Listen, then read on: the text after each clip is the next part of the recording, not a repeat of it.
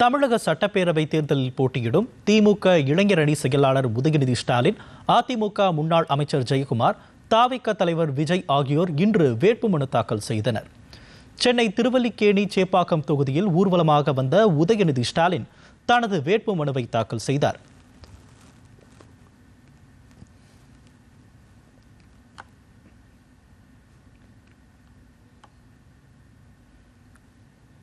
ராயபுரம் தொகுதியில் அதிமுக சார்பில் 8வது முறையாக போட்டியிடும் முன்னாள் அமைச்சர் ஜெயக்குமார் தனது வேட்புமனுவை இன்று தாக்கல் செய்தார்.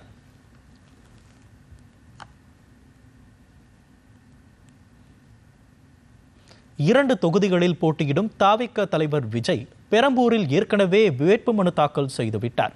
இந்நிலையில் திருச்சி கிழக்கு தொகுதியில் வேட்புமனு தாக்கல் செய்ய திருச்சி விமான நிலையத்தில் இருந்து ஊர்வலமாக வந்த விஜய் தனது வேட்புமனுவை தாக்கல் செய்தார். பெரம்பூர் தொகுதியில் தேசிய ஜனநாயக கூட்டணி சார்பில் போட்டியிடும் பாமக வேட்பாளர் திலக பாமாவும் வேட்புமனு தாக்கல் செய்தார்.